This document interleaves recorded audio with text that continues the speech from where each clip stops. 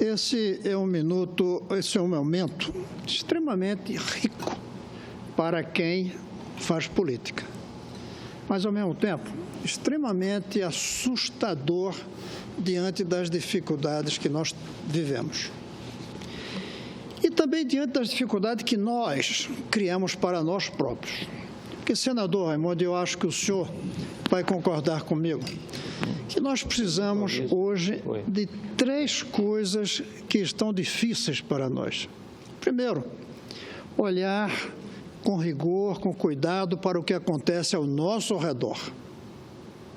Não fechar os olhos para a crise profunda que a República Brasileira atravessa. Segundo, tentar entender o que está acontecendo no presente.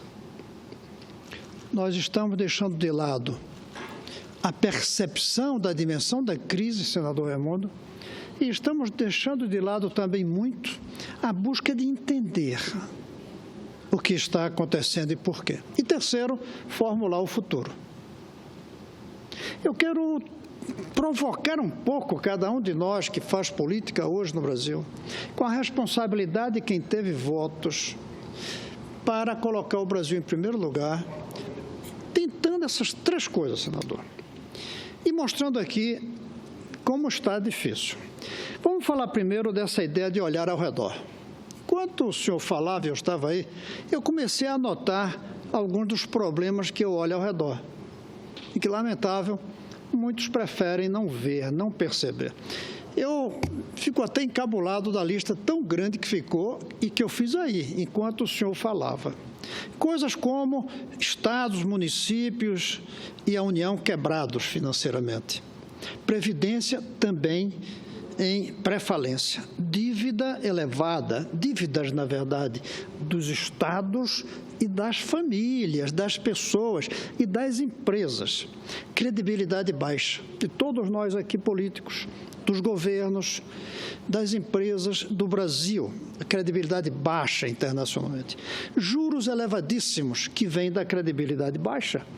Quando você não tem credibilidade, tem que buscar um agiota, e o agiota cobra juros altos. A pobreza persistente, apesar de políticas que foram ditas como solucionadoras da pobreza, não solucionamos. A pobreza está grave, grave. E quem vai ao Nordeste, senador, vê, mas não é só o Nordeste, quem vai à periferia das grandes cidades também vê essa pobreza. A violência generalizada, que é problema maior do que esse, que só não nos assusta mais porque nos acostumamos com a violência. Qualquer pessoa de outro país chega aqui, senador, e se assusta profundamente. Um desses dias, senador, para que tenha uma ideia, eu conversei com o ex-embaixador do Brasil no Líbano, e ele me disse que no Líbano, em Trípoli, ele se sentia mais seguro do que aqui nas nossas cidades. Ele dormia mais tranquilo quando os filhos deles, adolescentes, estavam na rua do que aqui. O desemprego brutal, 12, 14 milhões, jovens indo embora. A gente não está percebendo a gravidade de um fluxo de pessoas jovens, em geral os melhor formados, que estão indo embora do Brasil, em busca de realizar sua vida lá fora. Os serviços públicos ineficientes, saúde, educação, a burocracia, as filas, as paralisações, partidos sem identidade, são os nossos, órgãos públicos aparelhados pelos partidos no poder, a baixa produtividade da economia, a baixa taxa de poupança que inviabiliza o futuro, a infraestrutura deficiente, muito deficiente, que chamam de custo Brasil, os portos ruins, as estradas ruins, a polarização política, que está impedindo o próximo ponto que eu vou falar, a educação deficiente, que é um item gravíssimo, a saúde caótica, a desigualdade resistente, porque uma coisa é a pobreza que resiste, nós não conseguimos, persiste, não conseguimos resolver esse problema histórico, o outro é a desigualdade também. O desequilíbrio ambiental, a insegurança jurídica que impede o bom funcionamento, a desindustrialização, a dependência das commodities, o desfazimento das estatais e fundos de pensão, a desigualdade regional que insiste em continuar tantas décadas depois do esforço de Juscelino, Jango, Celso Furtado para resolver. lamentavelmente, muitos de nós não estão olhando ao redor. Não está vendo que isso representa uma crise muito profunda. Não é do governo, é da República, é da nação brasileira. Às vezes eu tenho a sensação, senador, que o Brasil pede socorro. O Brasil pede socorro nas crianças sem escola, nos pobres sem emprego, nos desempregados, inclusive, que não são pobres, mas estão no desemprego. O Brasil nos pede socorro. E aí a gente precisa entender o porquê disso. E é uma dificuldade para entender. Nossos intelectuais, que deveriam ser os formuladores do entendimento por que passamos isso, eles foram cooptados por uma linha ou outra do pensamento, não conseguem olhar com frieza para os problemas. Eles tomam posição antes de analisar. Obviamente, eu não quero 100% dizer que são assim, mas a universidade caiu numa cegueira intelectual muito grande. Deixou de, além de ver tudo, senador Eumano, deixou de ver a realidade, nossos intelectuais deixaram de ver. Quando vem, já toma uma posição antes de entender. Já escolhe um lado, sem procurar saber o que está dentro do problema. Cada um dessa lista imensa dos problemas que eu citei, você vê posições completamente diferentes na análise, porque não é uma análise, é uma tomada de posição. Isso dificulta entender a realidade brasileira. Nossos economistas perderam uma certa, entre aspas que seja, mas uma certa neutralidade para enfrentar. Hoje mesmo aqui tivemos um debate. Nós precisamos ganhar credibilidade para crescer ou precisamos crescer para ganhar credibilidade? Isso eu tenho uma posição clara, mas é preciso analisar com clareza, com detalhe. Nós vamos resolver o problema da dívida para poder baixar os juros, ou, como alguns dizem, vamos baixar os juros para defender. É preciso entender isso, não se está procurando entender. Esse é um ponto. O obscurantismo que tomou conta do pensamento brasileiro. O Brasil está pedindo socorro, dizendo, entendam-me. Vocês não estão me entendendo. Como disse alguém em algum momento, decifre-me, para saber por que estamos nessa situação.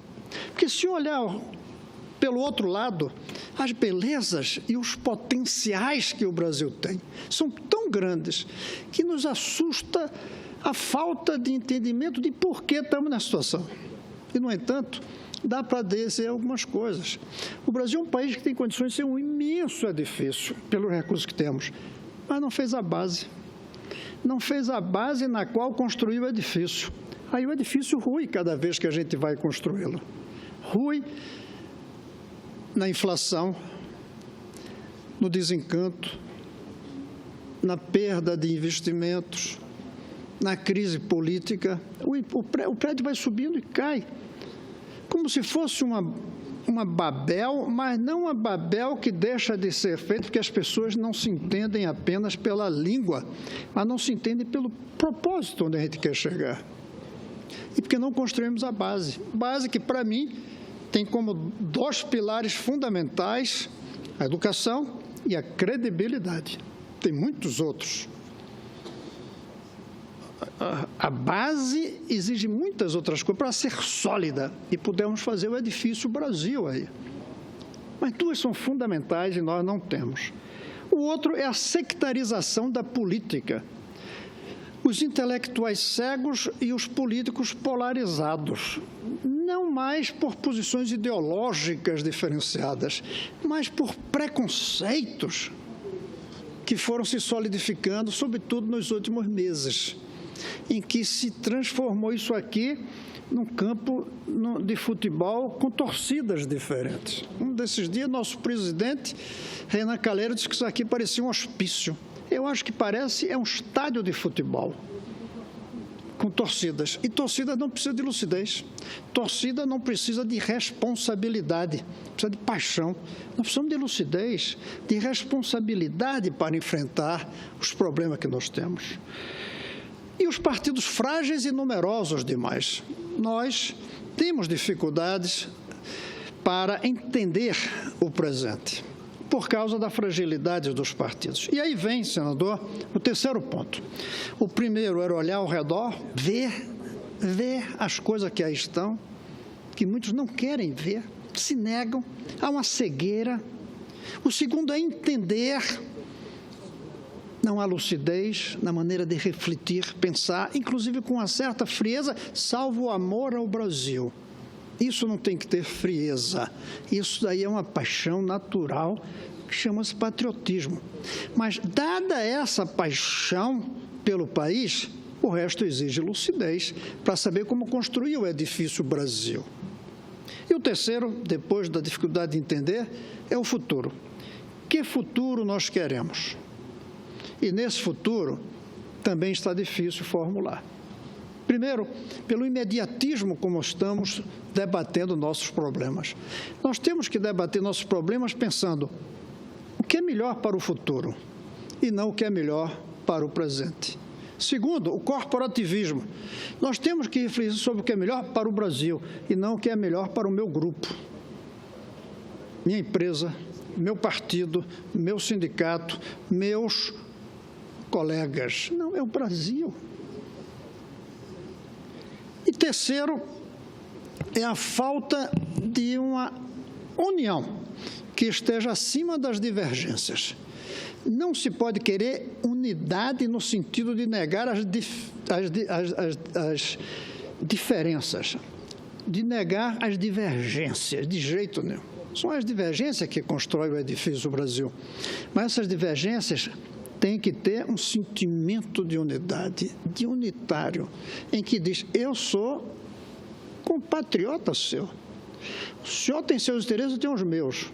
Mas nossos dois interesses diferentes estão ligados por sermos brasileiros. Não temos tendo isso. As pessoas estão refletindo o que é melhor para si, sem pensar o que é melhor para o Brasil, que às vezes exige um sacrifício hoje. Às vezes exige um sacrifício hoje, não só porque é melhor para nós amanhã, mas, sobretudo, porque é melhor para os nossos filhos, para os nossos netos, para o nosso país. Perdemos a capacidade de refletir no longo prazo. Hoje, a senadora Ana Amélia aqui falou da falta de planejamento.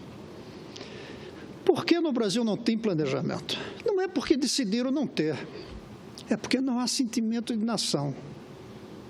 Aí há sentimento de partido, há sentimento de Estado, sentimento de município, sentimento de família, mas de nação não está havendo. Aí não tem por que planejar, não há como planejar. E segundo, porque nos negamos no Brasil a discutir onde colocar os recursos que nós temos. Há décadas nós queremos colocar recursos para tudo. Decidimos que no Brasil podemos fazer 50 anos em 5, colocando dinheiro público para fazer uma capital, para fazer estrada, para fazer portos, aeroportos, escolas, hospitais, saneamento, água, e não fizemos nada disso de uma forma satisfatória. As escolas são ruins, os portos não funcionam, as estradas são esburacadas e não em quantidade suficiente. Nós quisemos fazer tudo e depressa. E o que nós fizemos, na verdade, foram soluções ruins e inflacionárias. Você não pode fazer duas coisas que custam R$5, você não pode fazer se só tiver 4, a não ser a mágica brasileira. Você só tem 4, mas faz uma coisa que custa 2, faz outra que custa 3, como é 5, você diz 5 só vale 4, porque a gente fez uma inflação de 20%. Essa foi a saída brasileira. E essa saída levou ao desastre da inflação. Ou então, nós dissemos, só temos 4, mas vamos fazer o que custa 5. Então, a gente pede 20 emprestado. Pede 1 emprestado. 2, mais 2, 4. A gente precisa de 5. Pede 1 emprestado. E aí mais um, e temos a dívida que joga o juro lá para cima. Aí joga lá para baixo o investimento. E aí joga lá para baixo a produção. E lá para cima o desemprego. Isso por falta de um sentimento de longo prazo e de família nacional, de pátria, de nação. Tivéssemos isso, Primeiro, nós não gastaríamos mais do que é possível. Segundo, nós planejaríamos. Aí chegamos ao ponto do desastre completo que hoje se tenta resolver com a ideia da PEC 241, que vai limitar os gastos. Essa PEC está sendo chamada de PEC do teto. Deveria ser chamada de PEC do óbvio. Porque não gastar mais do que pode é o óbvio. Mas, por incrível que pareça, aquele segundo problema que eu dizia do entendimento está tão difícil que as pessoas não aceitam a ideia do óbvio, que é gastar dentro do que é possível. Não aceita-se. Mas é óbvio. Como é que não se vê isso? Aí começa-se a ter argumentos que são falaciosos, como dizer, vai diminuir gastos com educação. Não. Pode-se gastar até mais em educação, mas vai ter que gastar menos em alguma coisa.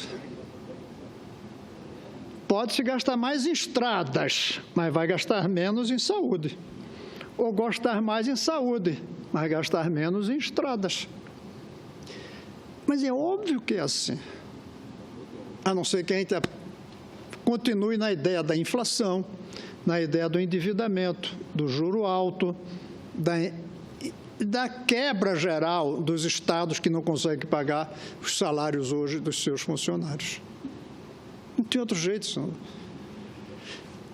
E isso vai trazer uma grande vantagem no Brasil. É a gente descobrir que não morreu esquerda e direita. Sabe como? Agora vai ter esquerda e direita. É se você prefere educação ou estrada.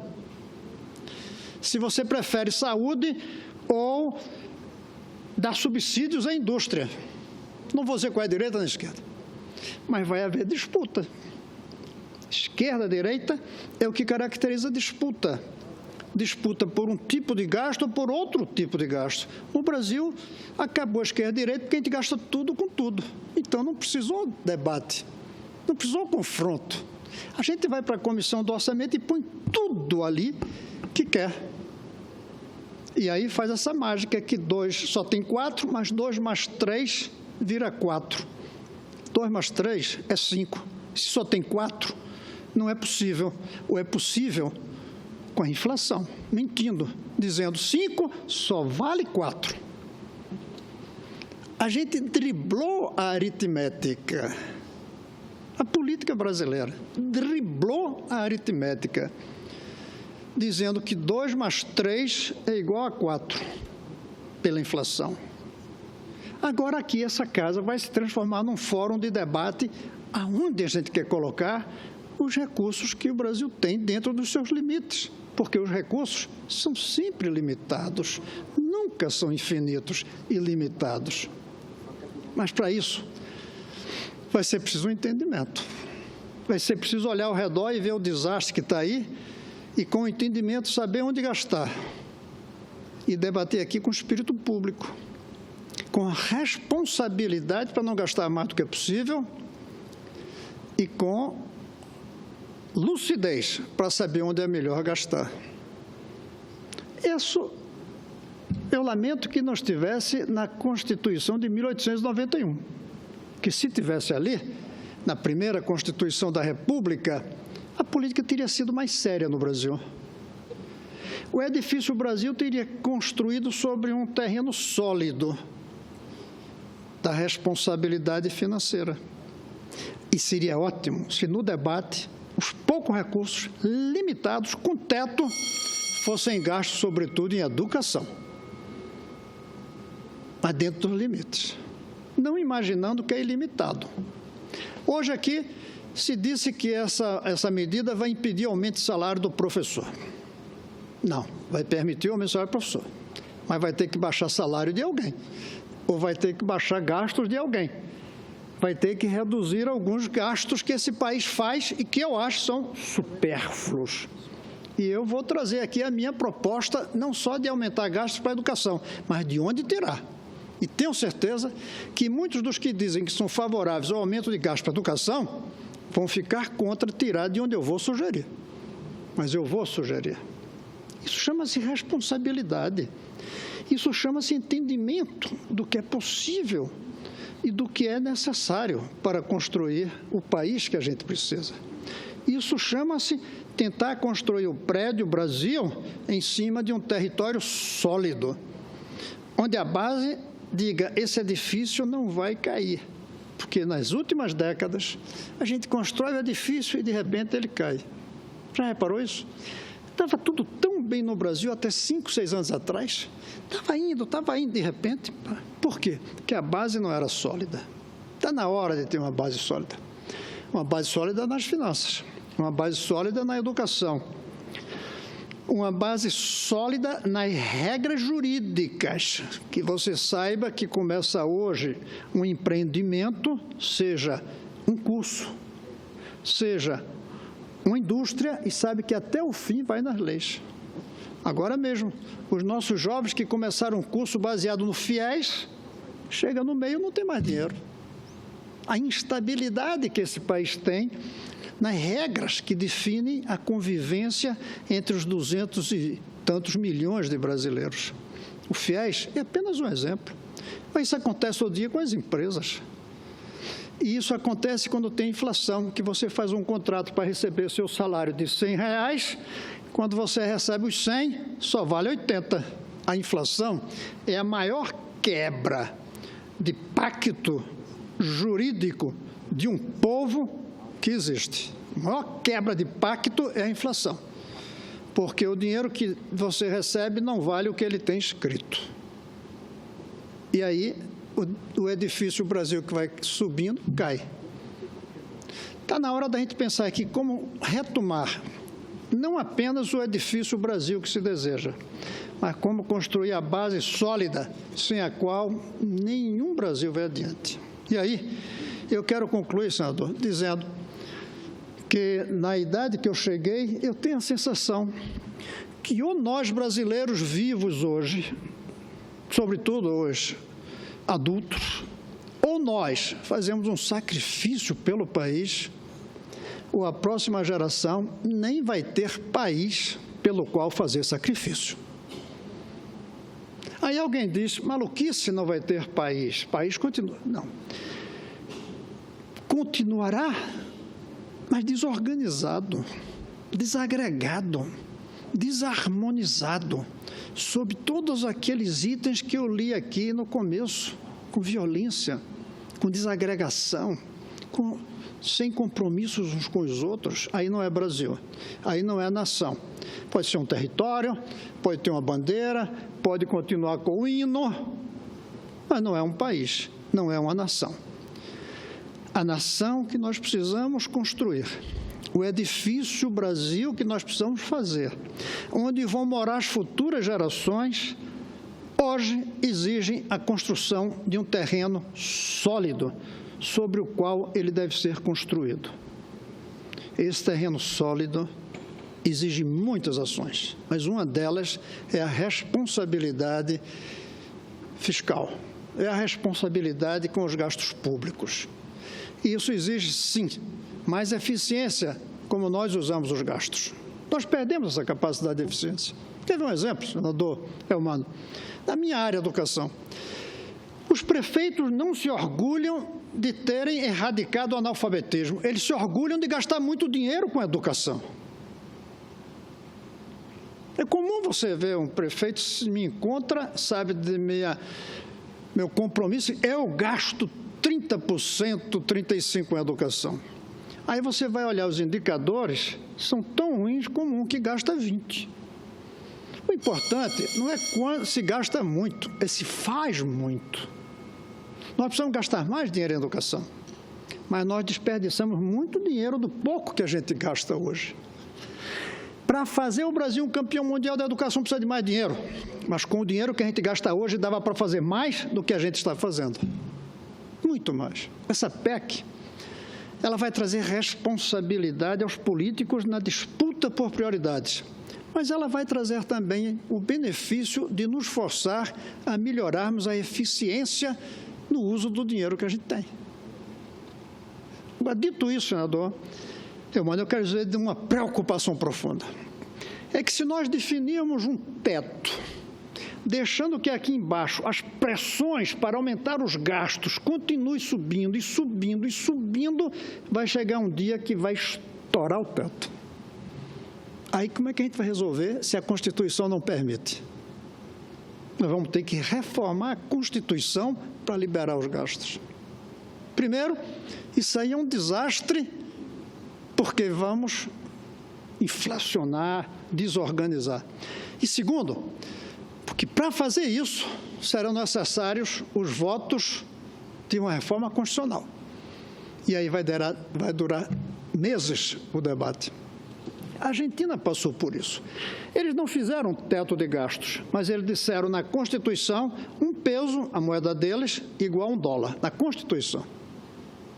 Mas a pressão dentro aqui fez com que houvesse uma inflação na moeda deles, em peso, mesmo que o peso fosse igual ao dólar, mesmo que sendo um peso igual a $1, as pessoas pudessem comprar no exterior, o que levaria a cair o preço interno, mas não caía pelas pressões dos sindicatos para aumentar salário, pela ineficiência da produção, e foi. Aí chegou um ponto que não dava mais. Tiveram de fazer uma reforma da Constituição. No período, caíram, se eu não me engano, 3 presidentes, em uma questão de semanas. Um presidente renunciou, o vice assumiu, caiu, o outro assumiu, até que depois teve uma eleição e o que chegou pôs uma certa ordem. Mas o país até hoje não se recuperou. Porque colocar na Constituição a ideia da responsabilidade, colocar na Constituição o óbvio, só funciona se aqui embaixo o óbvio for levado em conta também. Definir o teto dos gastos, mas sem restringir as pressões para aumentar os gastos, aí vai estourar. E vai estourar impedido de tomar medidas apenas por base em leis, ou até medidas provisórias. Vai ter que se reformar a Constituição. Imagine, num momento de profunda crise, termos que reformar a Constituição para resolver o problema de como equilibrar a pressão dos gastos com os limites dos gastos. Vai ser difícil. Por isso, o governo vai cometer um erro se aprovar a PEC do teto sem tomar as outras medidas para reduzir os gastos, inclusive a reforma da Previdência, senador Eumano. Porque a reforma da Previdência, ela gera aqui uma pressão. E quando chegar no teto, como é que a gente faz? Não vai poder gastar mais do que isso, mas já tem que gastar isso. Como é que faz? Vai ter que reformar a Constituição. E como reformar a Constituição? E como os aposentados ficarem esperando? Agora, se não fizermos isso, podemos continuar enganando todo mundo, pagando com dinheiro falso, que é o dinheiro inflacionado. Continua pagando, mas um 100 só vale 80.